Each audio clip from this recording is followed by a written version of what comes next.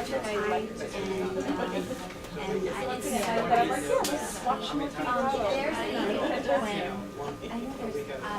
maybe I should Ring the bell.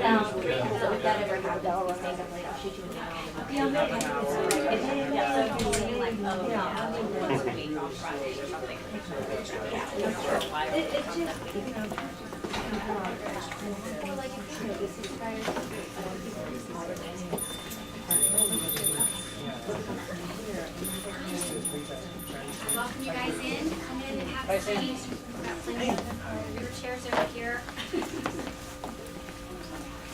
So I wanted to say thank you for coming tonight to attend the information session on the Montessori Lower Elementary program. It's been our intention to have a goal to provide the Frederick community with an authentic private Montessori elementary program. And so we've been in the process of starting that. And so I just wanted to share with you briefly just where we are in that process. With the City of Frederick, we've had our approvals with the Fire Marshal's Office and also with the Planning Commission. We're still pending the approval with the Health Department, and once that goes through, we'll have our new zoning certificate, which will allow us to include grades 1 through 3 on our license. And so, you know, this is one of those journeys that you guys are on with us, and we're excited about. And I will be honest and very transparent. It's a little scary for me personally too. And I had the same feeling when we first opened Meadows, but knew that it was what we needed in this community. And so again, I do feel very strongly from the feedback that we've had in the community that it's a really a worthy program to pursue. And we would be very proud to be the first ones to offer it in Frederick County. And there are some keys to that to make it successful. And one would be finding that perfect person who can spearhead this for us in the elementary program, and also parent support. So I do appreciate your interest and your feedback. And so with that, just a little brief overview of kind of where we are in the process. We also wanted to provide you information about the elementary program. So we've invited Andrew Kutt, the founder of the founder and head of school of the Oneness Family School in Chevy Chase, Maryland. He's been gracious enough to lend his time tonight to provide the information that I can't provide for you.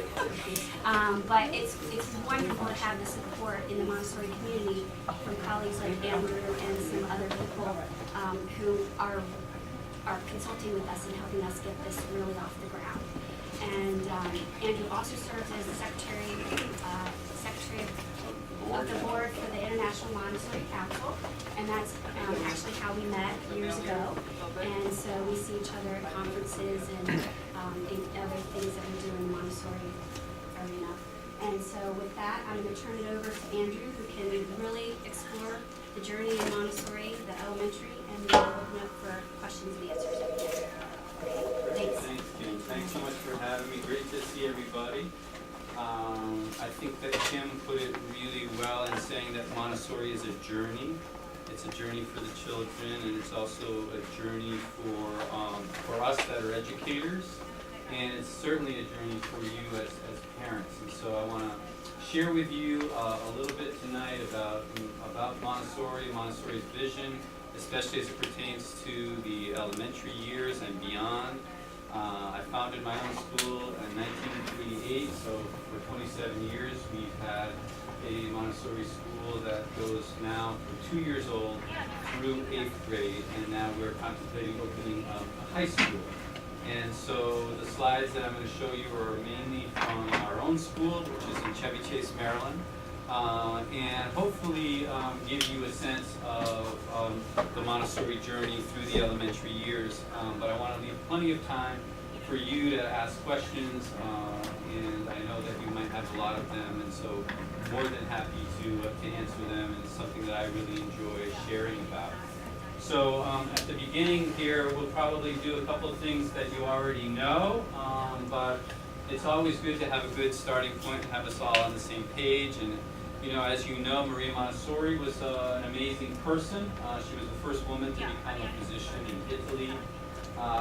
She became very interested in young children, and she was asked by the mayor of Rome to, that's okay. You've hidden it really well. There it is. Sorry. That's interesting, all right. So yeah, she was asked by the mayor of Rome to deal with children in the city of Rome who were not being very cared for and were running around in the streets, and she took a keen interest in that and started her first school. There's a nice shot of her way back when, and this is a shot of one of her first schools in Rome, or a little bit thereafter. And so there's a long tradition of Montessori. Probably the most important thing I could say tonight is the impact that Montessori has had is very, very far-reaching in ways that probably most of us don't even think about. Anytime you hear the words, the phrases hands-on, or project-based, or child-centered, or multi-age classroom, these are examples of things that Montessori created and have seeped into pretty much every aspect of education, not just in America, but across the world. It's a very scientific and evidence-based approach to education, and at the end, we'll talk a little bit about some of the research that is coming out about Montessori. Just one of the nice quotes from Montessori about her philosophy: let us give the child a vision of the whole universe, for all things are part of the universe and are connected with each other to form one whole unity. It's a picture of one of my students' car out there. And this concept of everything being interconnected is a really important concept when we talk about Montessori at the elementary years, because one of the things that is a strength of Montessori is helping students to make connections in their brain between different subjects. So we'll give some examples of that in a little while. So just reviewing very briefly, so are we okay? Can you see okay? These goals of Montessori education are my own statements after being a 30-year educator in Montessori, so you won't find these in some manual somewhere, and they're not necessarily the things that Montessori wrote herself, but this is what I feel. The first goal of Montessori education is to bring out the best qualities in every student. If I were to ask you as a parent, what's the most important thing for you as a parent, you would probably say something like, I want my child to be happy. I want my child to be happy. And the best way for them to be happy is to be able to learn what is special about them and to share those gifts. This is one of our 8th graders this year who's been at our school since preschool, and when we talk about each child discovering their special qualities, I just love that photo. That's at our United Nations Day celebration, and his name is Daniel, and he had the privilege of holding the American flag. We have a big flag ceremony with 60 nations represented, and so Daniel is a great example of a Montessori student. The second goal, at least according to Andrew Kutt, is to inspire awe and wonder. And the reason this is so important, hello everybody. You know, this is the hardest part in traditional education, to maintain a sense of awe and wonder. It's something that Montessori does very well. These are some older students out exploring along the Potomac River. And one of the things that you'll see in Montessori in the elementary years is kids still enjoy learning. They still have fun. They still have curiosity about the world. And that's really special, and you want to retain that. And I just like that photo. If you ever want to have a great time, get one of those bubble machines.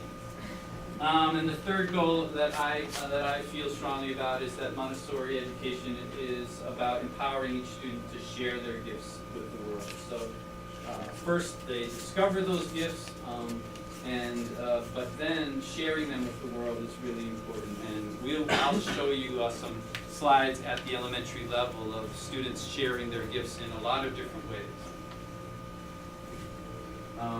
So just reviewing some basics, because all of these basic things, they stay with the program as the students get older, okay? So right now you're parents of younger children, and these key facets of Montessori, they continue to be the central facets of Montessori. So it's a child-centered approach, okay? There is a curriculum, there are curriculum goals, but in Montessori it's about each individual child and really paying attention to what the child's interests are, what makes them tick, how fast they want to progress, whether they need extra support or whatever. And that's really very, very important and continues on. And I mentioned this a minute ago, but Montessori students love learning, and that's something I think you've already experienced, and that's what you want to retain as they get older. And Montessori is a dynamic and engaging process of learning, and that continues to be the case when your children are going to be elementary years. So they're not going to go from a really fun, exciting, dynamic environment in preschool and all of a sudden go into a Montessori first, second, third grade, and everything, all that fun goes away, and they're sitting in a desk all day, and kind of the way that a lot of us went to school. They are going to continue to be in a very dynamic and engaging process of learning. And by now you know that Montessori builds strong concentration and study skills. This becomes even more powerful, let's say, at the older level. This is Nea, one of our students who is in the middle school actually, who is was making a video, and they made a video about how economics work in the world. And then they got to show the video at the Apple Store, which they were very excited about. But this ability to concentrate and the ability to study is something when I talk to our graduates from high school, that are in high school or that have gone on to college, one of the things they always say is that I learned how to concentrate and I learned how to study, I learned how to plan for my assignments, I learned how to do research. And that's something that gets repeated many, many times. You already know we're in the midst of a beautiful Montessori classroom here, and that also, this happens to be a preschool, a 3 to 6 year old classroom decorated for our spring tea. But when you have your elementary classroom, it will also be beautiful in its own way, and it'll have materials that are appropriate for that age level. Montessori students care for their community together.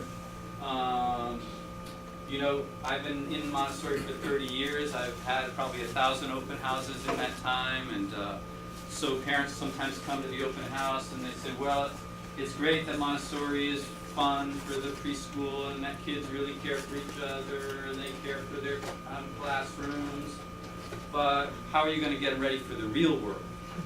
And so, you know, it's a good question, and sometimes it takes a little time to process that, but the bottom line is that we want our children to continue to learn how to care for each other. We want them to learn how to care for themselves and care for their classrooms. We want them to learn how to care for the community that they live in. And so these are things that we want to continue, and we do continue at the elementary years.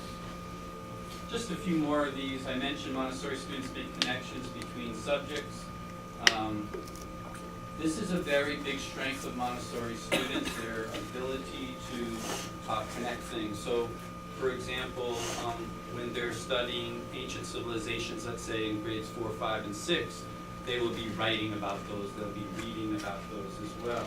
But that constant connection leads to some really amazing results. So recently I had dinner with 2 of my alumni students who are in first year of university, of college, and both of them are doing these amazing majors where they're combining, like, you know, global studies with world health, and they're studying Arabic, and so it's interesting to see Montessori kids as they grow up taking this principle of making connections and actually making it into their kind of life study. And finally, Montessori students think big. This is a picture of one of our students, Madhavi here, and this is a picture of one of our alumni students, one of our teachers, Madhavi, and one of our alumni students, Leah Hamilton. She founded her own company, and what they do is they recycle construction materials. It's the first ever company of its type in Montgomery County, and so they take materials that are unused or underused, and they recycle them, and now they're also creating new materials that are made from other recycled materials that can be used in the construction process. So when you build your new school, TJ, you can talk to Leah. That's right. Your new campus. So I just wanted to show that because I could give you many, many, many examples of graduates from our school who have done amazing things, and maybe we'll talk about one or more of them in just a minute.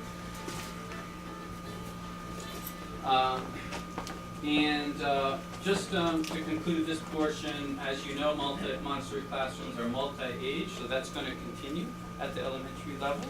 So you'll have students in grades 1, 2, and 3 together. At least once it's at its fullest complement, and just like at the younger age levels, the multi-age setting affords the students to be able to go at their own pace, go as quickly as they want to go. You may well have a first grader who is in a reading group with the second year students or even third year students. Same thing with math. You have the younger ones that are really learning from the older ones, and you have the older ones who enjoy teaching the younger ones. So it's the same principles as in the preschool, in the 3 to 6-year-old class. And this is something that is, I feel, really important. What we have found is that the students who go through Montessori, they remain friends for life. So this was at our 20th and I think our 25th reunion. And so you have students that grew up together through Montessori, and not only are they friends for life in terms of staying in touch wherever they may be in the United States, but many of the students are all around the world. So, so they have the opportunity to go visit Montessori friends or families that are in India or are in Europe or are in South America, and that's something that they really appreciate. And as you know, Montessori students are explorers and performers and presenters, and this is something that is really a very important thing about Montessori, and not in this presentation, but in another one I have a bunch of slides about famous people that were Montessorians. So the founders of Google, the founders of Amazon, and numerous others. So. And again, you know, as your children get older, they're going to be able to go beyond the school itself to explore in the woods, to explore in the community. The one on the left there, that's at the Natural History Museum, which is a little bit far for you guys to go, but why not? You know, you can make it a whole long day of a trip or whatever. But the point is, this idea of exploring and performing is really a big part of it. And finally, Montessori students find their voice doing meaningful activities. So in the front row is our student government students, and in the back row is some of our board members of our school. And that was a very big day for our alumni, for our student government to actually meet our board of trustees. We have a very active student government, and it was actually started by a student when he was in our first grade, so at an age that your children are about to become. So how does Montessori look at the elementary level? We'll just go through some of these things, and then we'll see what questions you might have. So students continue to work in a hands-on way. It's just at a higher cognitive level, a higher mental level. So the materials that Marie Montessori designed for the elementary years they're more complex, they're more involved, and so There's a student working in the bottom there doing a division activity. That's a very classic Montessori material. I didn't bring them for you to see in person, physically, but that's what that is. It's called the racks and tubes. In the back there is a Montessori material that's for multiplication and so forth. And so, so the same process happens. A hands-on process which gets the brain activated and which helps them to learn better and to remember concepts longer. That's just another example of a Montessori material that maybe your students have started with, but it would be more of an elementary material, the bead frame.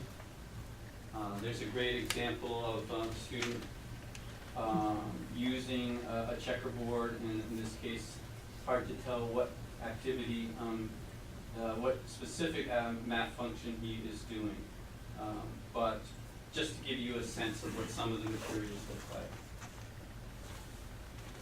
And just as with your children now, the relationship between the teacher and the student is very, very important. And so the teacher is a guide to your children and is someone who's there to support them.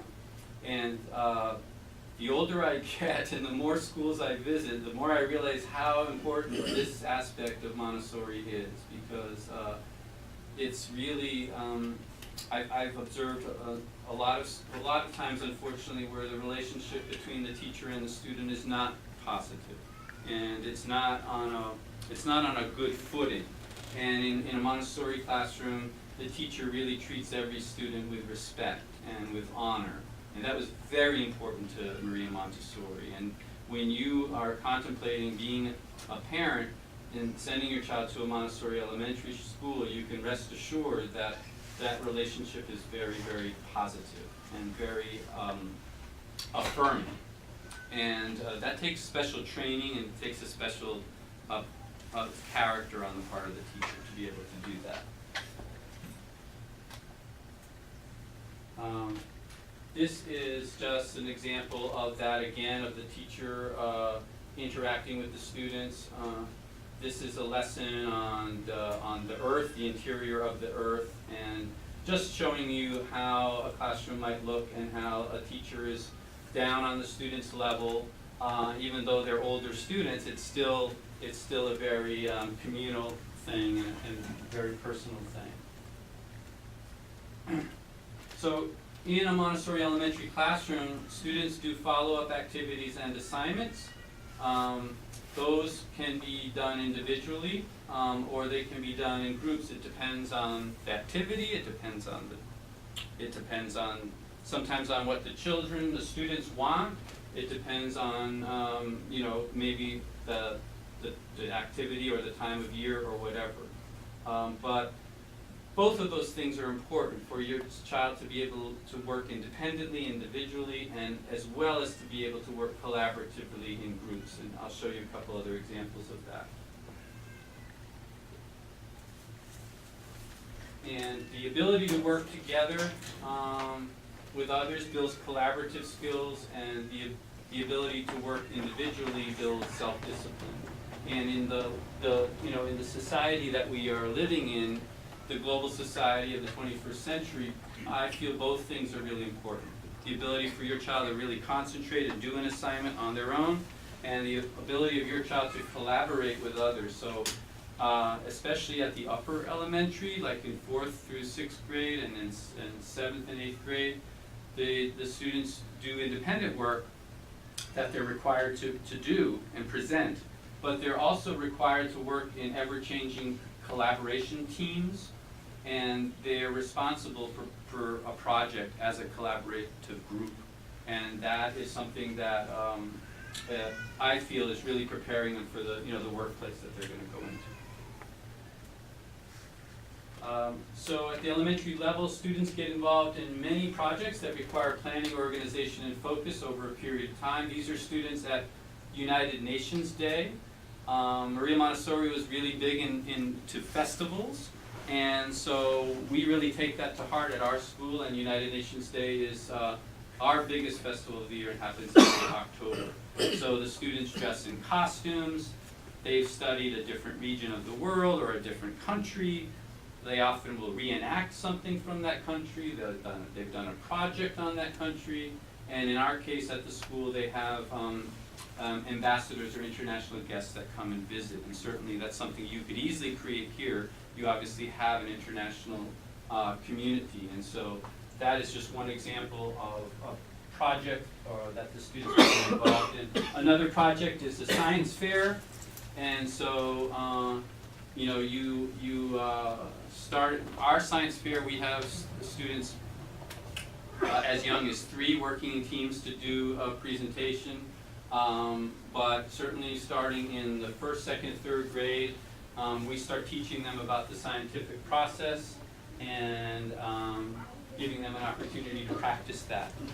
And this is another example of a project actually going back to United Nations Day, where a student has done a report on Peru.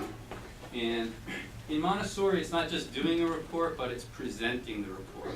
And it's in the act of presenting a report where they really kind of, they learn how to present. They learn how to solidify that information they learned. They're going to make mistakes. They don't always get it right. That's part of the process. But this act of presenting is very empowering to students, and it's a really big part of Montessori. This is not the greatest photo, but I just wanted to highlight a couple things. It doesn't look like much. You have some students that are working with some tools, building some kind of project. This was at the middle school level, so a little bit further along than your children right now. So it doesn't look like much, right? It's students trying to figure stuff out, trying to build something. But Tim Bahor here, he was in 7th or 8th grade there. So now he works for IBM in Raleigh. He went to the University of Illinois to a very unique program that brought together engineers, design people, marketing people. And so when he graduated from University of Illinois, he had 4 job offers, and he chose to go to Raleigh, North Carolina, to work for IBM as part of their, what is it called? Their Greener Earth Initiative or something like that. Maybe someone knows the exact term, but he's spearheading a project that's working to help to figure out ways that buildings can turn themselves on and off automatically to be more energy efficient, and also for buildings to communicate with each other within a municipality or a city or whatever. So that's just one example of a Montessori kid who is doing really, really well. I just Facebooked him just before this meeting tonight. And so I kind of alluded to this earlier, but performances and presentations are a big part of the curriculum. This is another shot of a United Nations Day celebration, I believe, where the students were performing. In the Montessori world, the arts are as important as science. It's sort of this Renaissance idea that the children are opening their horizons in many different ways. And not all of them are going to be professional musicians, but some of them might be. Not all of them are going to be studying at NIH, but some of them might be. But the point is, whether they're an artist or a scientist or an entrepreneur or a doctor or a lawyer, whatever they want to do, they also have been exposed to all these other things that make life, worth living. And so that's a big part of Montessori as well. There's another performance here. I think this was at our holiday performance some years back. As the students get older, they tend to want to create their own thing. So this is a shot of middle school students here. They tend to want to create their own performance, which comes with its own challenges, but it makes it very rewarding for them. In other words, they don't want to just repeat some song on the radio. They want to change it somehow or combine it with something else. And we mentioned this earlier, students go on excursions that expand the horizons of the classroom and connect them with the broader world. Field trips are really a big part of what we do at our school. Starting in 1st, 2nd, 3rd grade, our students are going on a field trip about twice a month. Used to be more often, but we cut down. It got to be a little too much. And we have school buses that we take them out on, but you can, you know, depending on your approach to this, you could certainly work it out with parents to, you know, pool together and take them to different places. But as I mentioned earlier, getting